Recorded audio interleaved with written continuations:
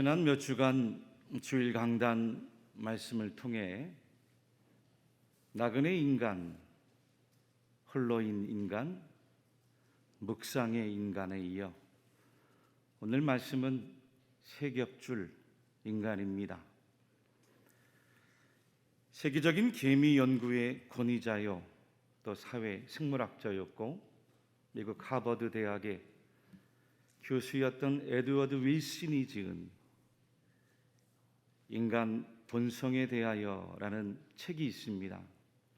1978년에 발간되었고 그 이듬해에 79년 퓰리처상을 받은 명저입니다. 자연과학 도서로는 지금까지도 세계에서 참 많이 읽히고 있는 고전 가운데 하나이죠. 저자는 이 책에서 사람 안에는 모두 네 가지의 본성이 있다라고 이야기를 했습니다. 첫째는 공격성이 있고, 둘째는 성이 있고, 셋째는 이타주의, 또 마지막 네 번째는 종교심이 있다고 했습니다. 윌슨 교수는 사실 찰스 다윈과 같은 진화론자입니다. 인간의 행동과 타고난 본성도 다른 동물들처럼 하나의 생물학적 현상일 뿐이라 주장을 해요. 인간 안에 있는 DNA, 유전자가 그 본성인 공격성도, 또 성욕도, 또 사람에게 보이는 이타성도, 종교심도 살아남기 위해 본성으로 지배했다는 겁니다. 그러면서 개미에 관한 권위자답게 무려 400여 종의 개미를 관찰하고 연구해 예를 들었어요. 여러분, 개미가 여왕 개미가 있습니다. 그리고 암컷 병정 개미도 있고 또 암컷 일개미도 있습니다. 번식을 위한 일회성 숫개미도 있는데 그 개미들 가운데 이 일회성 숫개미들이 번식의 교미의 시간이 끝나면 몇 시간 있다가 다 죽는다는 거예요. 남은 암컷 개미와 암컷 일개미들이 여왕 개미와 또 알과 어린 개미들을 보살피며 살아간다는 겁니다.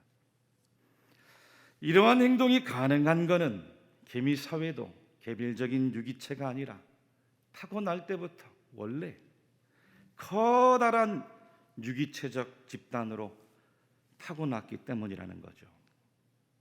그런데 여러분, 사람은 어떻습니까? 사람은 이기적이라 각자의 운명을 추구해 갑니다. 사람은 일개미와 같은 노예의 상태를 절대 원하지 않아요. 따라서 인간은 살아가는 그 수많은 삶이 각자의 삶을, 운명을 추구해 가기 때문에 늘 부딪히고 늘 갈등이 존재하는 거죠. 비록 인간이 원시 시대부터 혼자 생존하지 못하고 협력을 하고 혹은 유대 관계를 형성해서 어느 집단에 소속을 해 정체성을 확인받고 싶어하는 것도 따지고 보면 살아남기 위해서라는 거예요. 동물들과는 달리 다른 이들에게 관심이 많은 이유도 살아남기 위해서, 생존하기 위해서라는 거예요. 왜입니까? 살아남으려면 적인지 동지인지 탐색하고 구분을 해서 내가 속한 집단이 다른 집단보다 우월하다고 생각해야 생존하는 데 훨씬 유리하기 때문이에요. 이 사회생물학자답게 인간 본성 안에 있는 아주 놀라운 이 유전자적인 통찰력을 우리에게 보여줬어요. 그런데 여러분, 한 가지 중요한 사실을 빠뜨렸습니다. 사람은 유전자로만 다 설명할 수 없는 영적인 존재임을 믿습니다.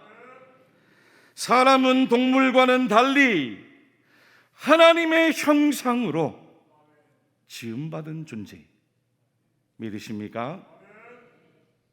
창세기 1장에 보면 하나님이 이르시되 우리의 형상을 따라 우리의 모양대로 우리가 사람을 만들고, 하나님이 자기 형상 곧 하나님의 형상대로 사람을 창조하시되 여호와 하나님이 땅의 흙으로 사람을 지으시고 생기를 그 코에 불어넣으시니 사람이 생명이 되니라 말씀하고 계십니다.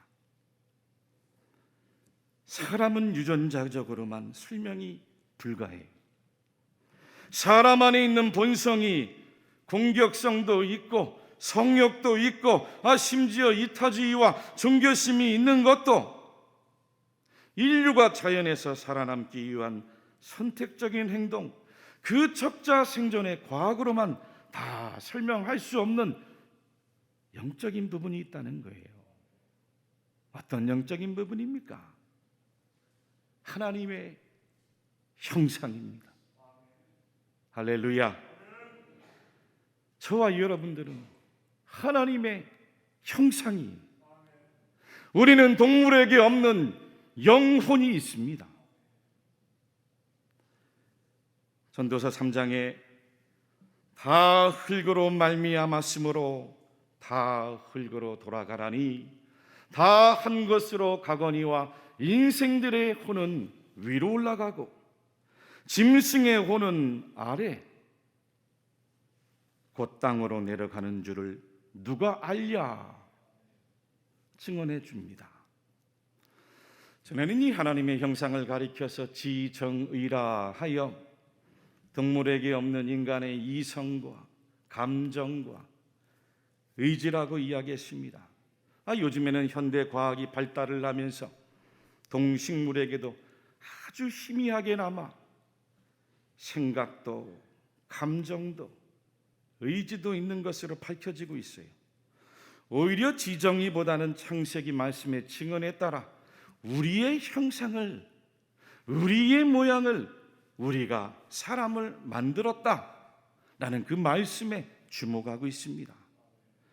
여러분, 오늘 본문 9절 상반절 증언에도 두 사람이 한 사람보다 나음은 이라고 말씀하셨어요. 여기서 두 사람이란 문자적으로 둘을 의미하는 게 아닙니다. 다수를 말하는 거예요. 9절 하반절 증언에도 그들이 그 다수가 수고함으로 좋은 상을 얻을 것임이니라 말씀하고 계세요.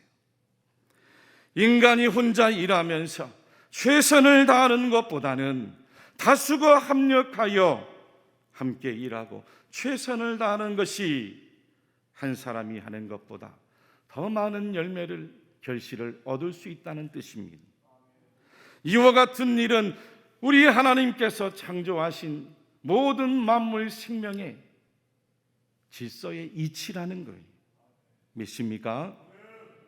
그러고 보면 하나님도 누구의 하나님이세요? 우리 하나님이세요. 우리 하나님. 우리의 형상을 따라 우리의 모양대로 우리가 사람을 만들고 말씀하셨잖아요. 물론 성경이 말하는 기독교의 하나님은 유일하신 하나님이십니다. 여러분, 우리가 믿는 기독교 신앙은 자연 종교가 아닙니다. 다신교도 아니에요. 만물에 신이 깃들어 있다는 범신론도 아니에요. 하나님은 살아 계십니다. 하나님은 유일하신 하나님이십니다. 그러나 우리 하나님, 우리 하나님이라고 말씀하고 계세요.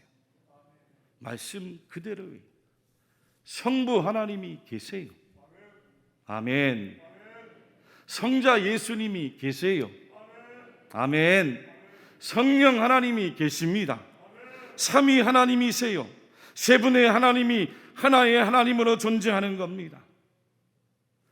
하나의 하나님이 어떻게 셋이 되고 세 분의 하나님이 어떻게 하나가 되는지 기독교 신앙에서 제일 어렵고 풀 수 없는 신비 중에 제일 어려운 신비가 바로 삼위일체 신앙입니다. 왜입니까? 그것은 사람이 연약하기 때문이에요. 사람의 연약함을 도우기 위하여 성부 하나님께서는 만물을 창조하시고 우리를 만드신 아버지로 오셨습니다. 성자 예수님은 그 아버지 하나님의 뜻을 받들어 우리를 구속하기 위해 십자가에 친히 달려 희생해 주셨어요. 성령 하나님은 보혜사로 오셔서 마치 어머님과 같이 성도들을 돌보십니다. 위로해 주십니다. 보호해 주십니다. 날마다 감사 안아 소망으로 하나님의 뜻을 이루어 가시는 분인 줄로 믿습니다. 바울 사도는 이와 같은 성도를 향한 삼위 하나님의 사역을 자세하게 로마서에 기록했어요. 로마서 8장 말씀을 하나님의 음성으로 천천히 함께 읽으며 함께 들어보겠습니다. 시작. 이와 같이 성령도 우리의 연약함을 도우시나니 우리는 마땅히 기도할 바를 알지 못하나 오직 성령이 말할 수 없는 탄식으로 우리를 위하여 친히 간구하시느니라. 마음을 살피시는 이가 성령의 생각을 아시나니 이는 성령이 하나님의 뜻대로 성도를 위하여 간구하심이니라. 우리가 알거니와 하나님을 사랑하는 자 곧 그의 뜻대로 부르심을 입은 자들에게는 모든 것이 합력하여 선을 이루느니라. 하나님이 미리 아신 자들을 또한 그 아들의 형상을 본받게 하기 위하여 미리 정하셨으니 이는 그로 많은 형제 중에서 맏아들이 되게 하려 하심이니라. 아멘. 여러분, 하나님께서도 삼위로 서로 합력하고 서로 돕고 존재하시기를 기뻐하셨는데 하물며 사람이겠습니까? 이 운동회나 체육대회 아니면 올림픽이라든지 월드컵 같은 이 국가대항 경기를 보면 사람들이 자국 선수들을 응원하기 위해 얼마나 목이 쉬어라고 외치고 또 열심히 응원합니까? 전에 섬기던 교회에서도 전교인 체육대회를 한 기억이 있습니다. 교구에서 선수들을 뽑고 응원단을 모집해서 열심히 얼마나 응원을 했는지 다음날 목이 안 나오더라고요. 소리가 안 나와요.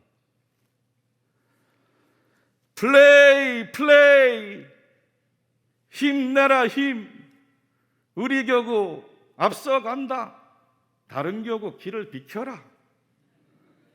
외치면서 목소리만 외칩니까? 깃발도 만들어 막 흔들고 나팔도 불어대고 어느 집사님은 어디서 구했는지 꽹가리도 가져오고 징도 가져오고 장구와 북도 치면서 얼마나 열심히 응원을 했는지 단체 줄다리기에서 우승을 했습니다. 마지막에는 릴레이 달리기에서 우승을 하면서 역전을 해버렸어요. 종합 우승을 하니 온 교구의 성도들이 다 일어나서 얼싸안고 얼마나 좋아들 하는지 그 기쁨의 순간을 지금도 잊을 수가 없어요. 그런데 여러분, 제가 제일 감동을 받고 감격적이었던 때가 언제인지 아세요? 이겼을 때가 아니에요. 치고 들어오는 그 선수들을 바라보며 앉아있는 분들이 함께 응원해 줄 때, 할렐루야. 괜찮아 잘했어, 잘했어. 최고라고 격려를 하는데 앞으로 죽어있는 선수들이 고개를 푹 숙이고 들어오다가 다시 힘을 얻고 용기를 얻는 거죠. 여러분들, 어떻게 매번 이길 수 있어요? 질 때도 있죠. 우리의 인생에도 이길 때도 있지만 질 때도 있는 거예요. 때론 비길 때도 있습니다. 그럴 때마다 괜찮다고, 힘내라고, 잘했다고, 최고라고 격려하고 응원하는 모습을 바라보면서, 그렇구나, 우리의 삶에도 어쩌면 운동 경기 같은데 가정에서 아내가 남편을 응원하고, 부모가 자녀를 응원하고, 자녀들도 부모를 응원하면서 아빠 힘내요, 여보 힘내, 아들아 딸아 괜찮아, 시험 꼴등해도 괜찮아. 아무도 아멘도 없는데, 여러분 1등이 있으면 꼴등이 있잖아요. 어떻게 다 1등 합니까? 꼴등해도 괜찮다. 하나님 말씀대로만 살아라. 하나님과 함께 살기만 해라. 하나님과 함께 살면 하나님께서 역전시켜 줄 때가 있을 거야. 인생 살다 보면 실직할 때도 있습니다. 중병이 찾아올 때도 있어요. 상처를 당할 때도 있습니다. 사업이 실패할 때도 있습니다. 직장에서도 실수할 때 있어요. 그럴 때마다 옆에 있는 동무들을 향하여, 동료들을 향하여 비난하기보다는 괜찮다고, 잘했다고, 조금만 더 힘내자고 위로해주면 그것이 바로 천국이에요. 교회도 마찬가지입니다. 우리 집사님, 우리 권사님, 우리 장로님 최고입니다. 괜찮습니다. 잘했습니다. 서로 격려해주고 위로해주면 그것이 바로 하나님 기뻐하시는 아름다운 공동체를 이루는 겁니다. 여러분, 운동회가 아닙니다. 운동회도 가만히 보면 인생의 배움터예요. 과정이에요. 응원하면서 얼마나 많은 감동을 서로가 받고 은혜를 받았는지 몰라요. 오늘 본문 10절과 11절에도 혹시 그들이 넘어지면 하나가 그 동물을 붙들어 일으키려니와 홀로 있어 넘어지고 붙들어 일으킬 자가 없는 자에게는 화가 있으리라. 또 두 사람이 함께 누우면 따뜻하거니와 한 사람이면 어찌 따뜻하랴. 우리에게 인생의 지혜를 가르쳐 주시는 거죠. 인도의 성자 선다싱이 친구와 함께 산길을 넘어가는데 눈이 펑펑 내렸답니다. 추운 길을 힘들게 가다 보는데 저만치 길가에서 어떤 사람이 쓰러져 있는 거죠. 가서 보니 추워서 다 죽어가고 있어요. 선다싱은 그 사람을 업고 함께 가자고 했지만 그 친구는 우리도 추워 죽겠는데 어떻게 업고 가느냐고. 업으려면 너나 업어라, 나 혼자 가겠다. 그런 길을 먼저 떠나가 버렸어요. 선다싱은 그냥 갈 수 없었습니다. 그 죽어가는 사람을 등에 업었습니다. 그리고는 힘들게 한 걸음 한 걸음 내려가는데 땀을 뻘뻘 흘리고 한참 가는데 자기도 땀이 나고 그 땀 때문에, 그 체온 때문에 얼었던 사람도 녹여지고 나중에는 정신이 깨어서 서로가 서로를 의지하며 그 길을 걸어가는 거죠. 한참을 갔다 보니 저만치서 또 누가 쓰러져 있어요. 가까이 가서 보니 먼저 간 친구였어요. 혼자 살겠다고 길을 갔지만 혼자 그 추위를 이기지 못하고 결국 눈길에서 얼어 죽고 만 거지요. 하나님께서 사람을 창조하실 때 남자를 만드시고 여자를 만드시고 가정을 구성해서 가족을 내어주신 이유가 있습니다. 이웃을 내어주신 이유가 있습니다.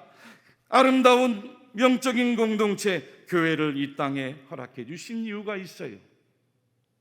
함께 우리로 살아가라는 뜻이 할렐루야. 인간이 타락하고 죄를 짓고 나니 이기적이게 되고 혼자밖에 모르는, 자기밖에 모르는 존재가 되었습니다. 우리 예수님께서 십자가에 달려 죽으신 이유도 다시 화평을 이루어 하나가 되고 우리를 이루어서 하나님의 뜻을 따라 살라는 하나님의 뜻인 줄로 믿으시기를 바랍니다. 사람이 어리석어 홀로 걷다 보면 넘어질 때가 있어요. 그때 그 옆에서 누군가가 붙들어 일으킬 때가 반드시 있더라는 거죠.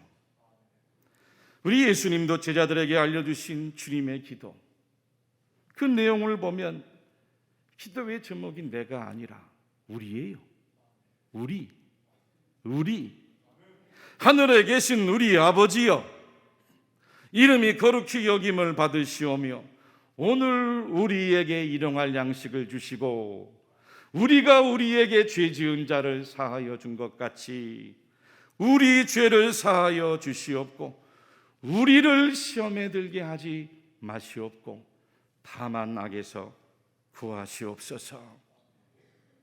아멘. 여러분, 우린 하나님이 창조한 영적인 존재임을 믿습니다. 영적인 존재라는 것은 우리로 함께 살아가는 존재라는 겁니다. 영적인 세계에는 천사도 있습니다. 사단마귀도 있어요. 여러분, 사단마귀의 특징이 무엇인지 아십니까?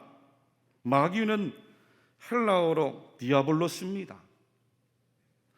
이 사이라는 디아와 또 던진다는 볼로스의 원 발로가 합쳐진 단어인데 해석하자면 사이에서 던지는 존재가 바로 마귀예요. 사탄인 거죠. 즉 마귀는 사람들 사이에 들어가서 관계를 이간질시키고 그 관계를 갈라지게 만드는 자가 바로 사단 마귀의 정체예요.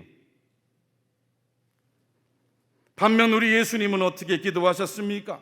우리를 시험에 들게 하지 마시옵고 우리를 다만 악에서 구하시기를 하늘의 아버지께 기도하신 분이. 요한복음 17장에도 우리가 하나 되기를 위한 예수님의 유명한 기도가 나옵니다. 우리 요한복음 17장 말씀도 한 목소리로 같이 한번 읽어보겠습니다. 시작. 아버지여, 하나님께서 내 안에 내가 아버지 안에 있는 것 같이 그들도 다 하나가 되어 우리 안에 있게 하사 세상으로 아버지께서 나를 보내신 것을 믿게 하옵소서.